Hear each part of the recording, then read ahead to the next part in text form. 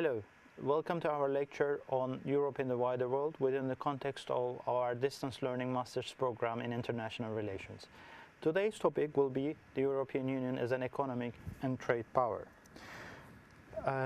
We can actually say that from the very beginning, EU is an uncontested power in the international system, in especially the foreign trade policy, because this is one of the reasons for its existence. And it can be considered as within an equal footing with the United States on this matter. It's a civilian and normative power, which is an extension of this economic power, and it prefers to use non-military means to achieve its goals. And trade is at the core of this civilian power. The sheer size of the EU single market is important for the possibilities it offers, as well as the fear of being excluded, and this provides the European Union a great space of maneuver. However, the European Union economic power is not limited to the field of trade policy. So one question that comes to our mind is, has the European Union been able to project its economic power in international relations to the full extent? The EU is a different kind of power. Its single market is based on a liberal ideal. It developed by removing obstacles to trade between the member states, trade and exchange. However, it's not so open or liberal in its external relations. It includes sources of protectionism in this respect. Thus, this provides the European Union and its ability to influence the international system. Therefore, it has a potential to influence states and private companies which primarily want to trade and exchange with the European Union. How did the EU-level competences develop? It was one of the features of the Treaty of Rome to establish a supranational structure within the trade policy. The Article 113 of the treaty grants a community exclusive competences in trade policy. This enabled the European Union to speak with one voice and to negotiate through one agent, that's the European Commission. However, the development of new issues in the 1980s and 1990s presented a challenge to the supranational nature of the European Union trade policy and brought about re-evaluation. Let's have a look at the developments in the 1980s and 1990s. When we look at the 1980s, we see primarily the emergence of new issues onto the international trade agenda, such as trade and services and intellectual property rights. The expansion of the World Trade Agenda onto the policies beyond the traditional, that's trade in goods, not only at the border issues of tariffs and quotas, but also issues inside states such as national laws and regulations were important to bring about a reconsideration of EU competences. These issues were not covered under the Treaty of Rome. In the 1990s, we see the creation of the World Trade Organization with a broader trade agenda than its predecessor, the General Agreements on Tariffs and Trade, the GATT, primarily including trade and services and dispute settlement mechanisms. And of course, what we see alongside the creation of the World Trade Organization is the emergence of EU replacing the member states on the board of the World Trade Organization. The EU sought to address the problems that emerged in the 1980s and 1990s. One of the first attempts to do that was to ask for the advice of the European Court of Justice. The European Court of Justice provided an advisory opinion. However, it confirmed that the community had sole competence to conclude international agreements in trading goods only, and other issues had to be dealt with by the member states through a shared competence and case-by-case approach. The next mechanism to address these problems of competences was through the negotiations of the member states and the inclusion of the issues into the new treaties. The Amsterdam Treaty was one of those approaches. The 1996 Intergovernmental Conference in Amsterdam made an amendment to Article 113, which was renumbered to 133. The decision was a very open one, actually. Future expansion of exclusive competence to the excluded sector is possible through a unanimous vote of the Council, and a case-by-case political decisions rather than uncontrollable spillover should be the approach of the European Union. And that leaves the new areas under the competence of the Council.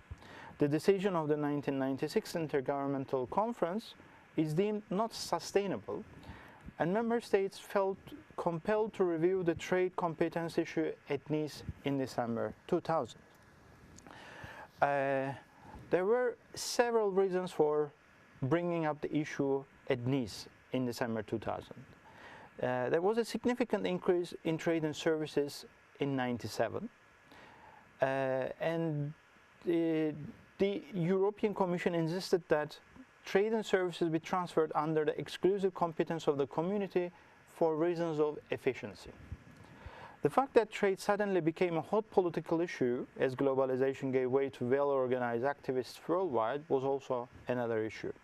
The collapse of the multilateral talks in Seattle in '99 as a result of demonstrations by anti-globalization activists was a matter in this issue. Focus of anti-globalization activists on the trade in cultural, educational and social services was actually providing a basis for the European Union to deal with. And basically the European Union felt it was risking inefficiency and stalemate, especially given the enlargement of the European Union and the projected enlargement. The decision was to establish a mixed competence. Explicit inclusion of the cultural exception clause in community law, of course.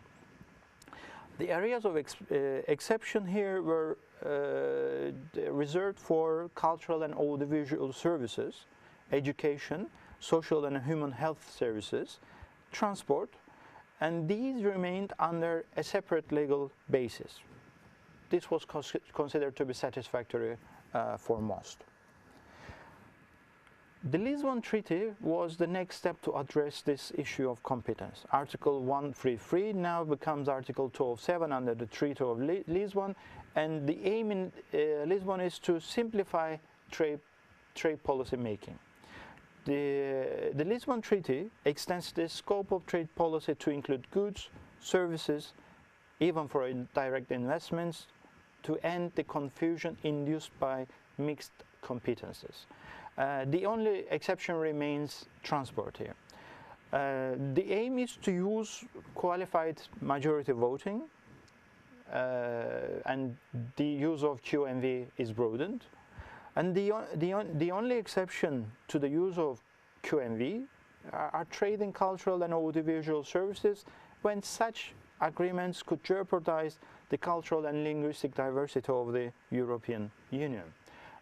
This was specifically important because of the French objections in order to protect, let's say, cultural areas such as the cinema industry in France.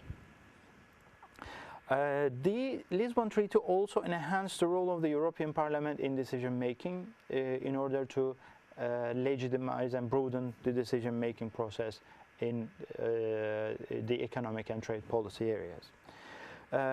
So we can say that Lisbon creates an equilibrium after a decade of struggle over the precise delineation of powers between the European Union and the member states. Formal involvement of the European Parliament led to greater emphasis on issues related to human and labor rights. For the decision-making involving the trade policy issue, you can actually look at the previous lecture slides on the institutions of the European Union specifically. and the relevant readings in order to refresh your knowledge on the decision-making process. Of course, in order to consider the European Union as an important trade power, we have to take into consideration some other developments, not only policy and decision-making process. The enlarged European Union as a trade power is one of those considerations, because by joining in, the new entrants bring in different interests, priorities and sensibilities. This enlargement usually increases the size of the single market. However, it also creates difficulties. Enlargement generally seems to have strengthened the liberalization camp in the EU external policy. One of the issues that we can point to is the fact that EU prefer to use multilateralism as a way of carrying out its trade policy negotiations, and as a way of actually trying to overcome problems within itself. The EU upholds multilateralism as I said, as one of the main concepts in the international system, and this helps to promote the EU's own interests. The single market was a building block for multilateralism and for the member states to act together. And the EU attempted to position itself as a champion of international law. And through international law, it tries to differentiate itself from the approach of the United States in this respect. And it attempts to manage globalization and problems of globalization through multilateralism. When we look at the EU role in implementing the EU trade policy, or its role as an actor in international policy, we can actually point to different aspects in different periods of history. When we look at the 1960s, we see that the European Union was active and introduced a radical tariff-cutting formula that reduced the transaction costs of negotiations. The tariffs were the main issue in the 1960s and the 70s, and from 1970s onwards we have actually new aspects, and here we see that in the 1970s the European Union is active and leads the way in attacking the non-tariff barriers that emerged in the 1970s. In the 1980s we see that trade becomes a more complicated issue. The requirement by the EU to conform with its standards and regulations, the keyword here is standards and regulations in this respect, leads to cries of a fortress Europe. And this becomes a problematic issue for the European Union. In the 1990s, we see actually a strengthening of global trade negotiations, especially with the interest in the early 1990s to establish the World Trade Organization through the Uruguay round of negotiations, or by ending the Uruguay round of negotiations. And the attempt to establish the World Trade Union coincide with the attempts to establish the single market. Along with the United States, the EU promoted the inclusion of new issues such as services, intellectual property rights, and trade-related investment measures under the World Trade Organization that was created with the Uruguay round of trade negotiations. The EU did not look as a trade liberalizer in agriculture, though, largely due to the common agricultural policy. The common agricultural policy was one of the main problems for the European Union in liberalizing its market for outsiders on the agricultural issue. And the EU, we see, is at odds with the United States and the Cairns Group that is established by the developing or developed countries of the South, largely. The Australians, South Africa and Brazil leading the way. The question on not only how much liberalization, but also what kind of liberalization and for whose benefit characterize the complications in the EU approach towards its partners in international trade. The 1990s presented increasing tensions between the OECD countries and the developing countries in the 1990s. The developing countries were looking for ways to actually obtain benefits in areas where they had the comparative advantage. In the 2000s, we see that the EU attempts to construct a new reputation with the Doha round of negotiations on trade, which starts in November 2001. With the Doha round of negotiations, the European Union promoted legalization of broad exemptions from intellectual property rights for drugs to treat diseases like AIDS, general problems in the international system, and starts an Everything But Arms initiative to offer preferential market access to the exports of the 48 least developed countries except for armaments. And the aim here is to put multilateralism at the service of development. Of course, development with respect to the less developed countries. The EU's proclaimed commitment to put multilateralism at the service of development is questioned, especially with the collapse of the World Trade Organization talks in Cancun meeting in September 2003, given the difficulties to deal with issues of liberalization of our agricultural sector reform. The EU offered to cut agricultural tariffs, reduce trade distorting farm subsidies, and eliminate agricultural export subsidies, provided the others do the same. In exchange, the EU wants to obtain increased market access in the industrial goods sector. One of the problems here is the asymmetrical power relations between the European Union and its partners. Specifically, the European Union, as I said, holds an important power in itself, given the experience that it has through negotiation with the members, and the developing countries lack enough expertise in order to deal with these matters. The EU attempt, after the failure of the Cancun meetings, that's actually was part of the Doha round of negotiations, was to build a complex web of trade relations through a set of preferential, bilateral, and regional agreements. An important aspect of the EU policy since the 1990s and 2000s has been to build connections between trade benefits and political and economic reforms in partner countries through conditionality. Trade, cooperation, and association agreements have come to include, for example, conditions with respect to human rights and democratic principles as essential elements, as well as clauses on the fight against terrorism, one of the important aspects of the 2000s, and non-proliferation of weapons of mass destruction, which became a big issue against Iraq, for example. More convergence with the EU, it was argued, would lead to more access into the European market. This was considered to be problematic and only serving to the interests of the European Union itself. When we look at the global role in the international political economy, global role of the European Union, we can say that the EU is a formidable power in trade.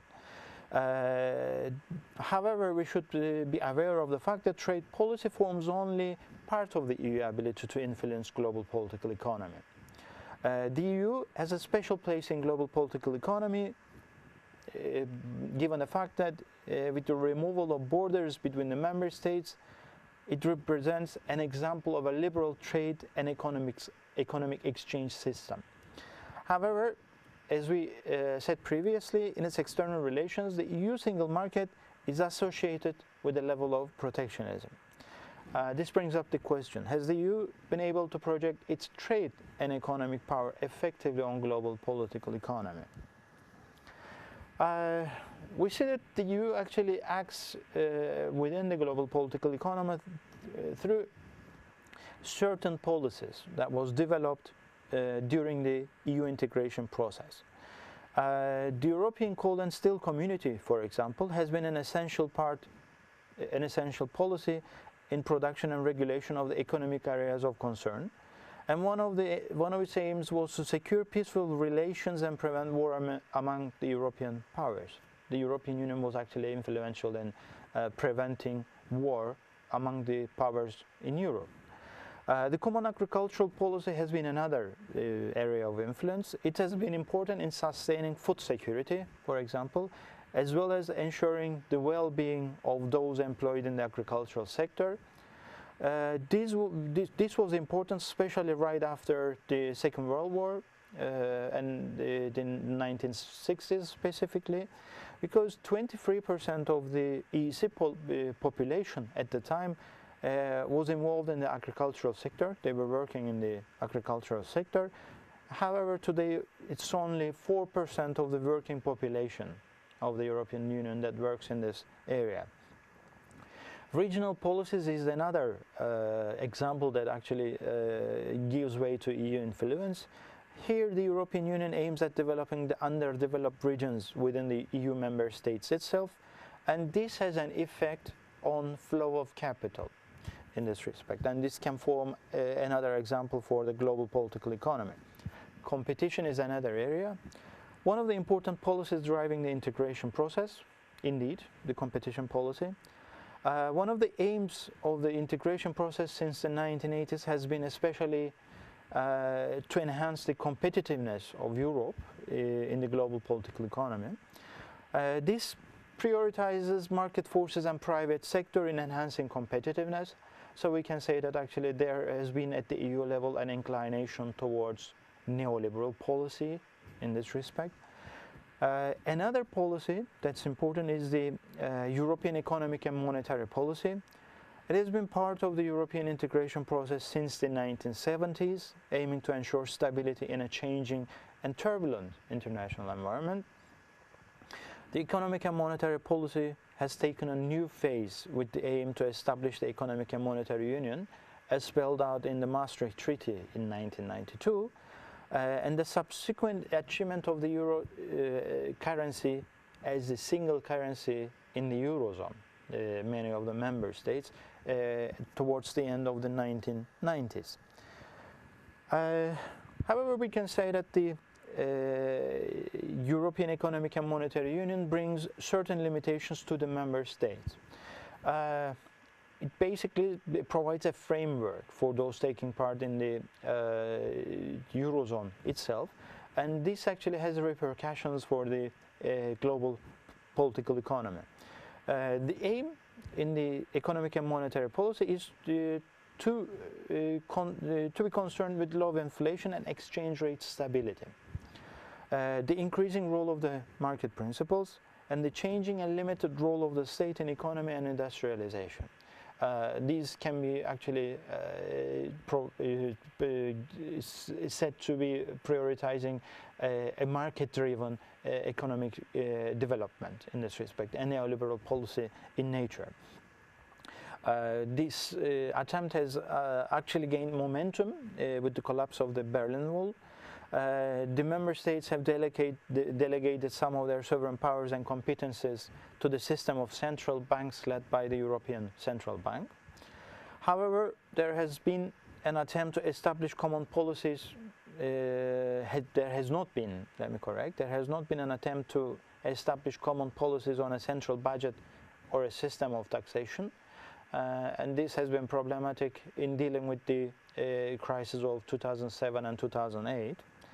The EU member states had to abide by the convergence criteria, the so-called Maastricht criteria, on budget deficit, external debt, inflation and foreign exchange, and this has limited their ability to deal effectively with the repercussions or consequences of the global crisis in 2007-2008 on their own. Thus, it may be argued that the EU integration process is a smaller sample of globalization itself. Another issue that we should consider while looking at the European Union as an economic and trade power is whether it is a competitor vis-à-vis the United States. Given its size and resources, economic wealth, and the strengthening single market and trade role, we can say that the EU may be considered as a competitor to the United States. Besides, the EU has been trying to enhance its role in the international economic institutions through the EU-level institutions as well as the member states, the G8, the Group of 8 countries, the Group of 20 countries, OECD, and the World Trade Organization. However, the European Union involvement in the international community through the EU-level institutions and through the member states is not without its problems. Still, we can say that although the EU can speak with one voice in trade policy, when we consider the overall economic and trade power of the European Union in global political economy, the European Union cannot speak with one voice. And this basically is a consequence of the fact that it's a hybrid structure. It is time-consuming and difficult to use the EU decision-making process specifically. Multilateralism is effective, but it takes time. Multilateralism is basically based on a dialogue aiming to reach a consensus, and this is time-consuming as the number of member states or negotiating partners increase. The aims set may not always be realized or realized in a limited sense. An EU efficiently using the resources, a green Europe, a social Europe, a competitive Europe, has been sort of the keywords in sort of addressing the European Union. However, it has not been easy to project these aims to the international global political economy. Member state interests at times may be overriding the EU interests in international institutions such as the G8, G20 and the OECD. This limits the EU ability to act as one and to speak with one voice. And of course, one of the important aspects that questions this role is the fact that the European Union is not always an influential actor in crisis management. This shows that the EU, as a trade and economic power, has limits to its capacity, especially when faced with armed conflicts. For this lecture, as for the previous lectures, I used the book on international relations and the European Union by Christopher Hill and Michael Smith. For this specific topic on economic and trade power, EU, I used chapters 11 and 12, and I also used the European Union as a global actor by Charlotte Bretherton and John Vogler, chapter 3. Thank you very much.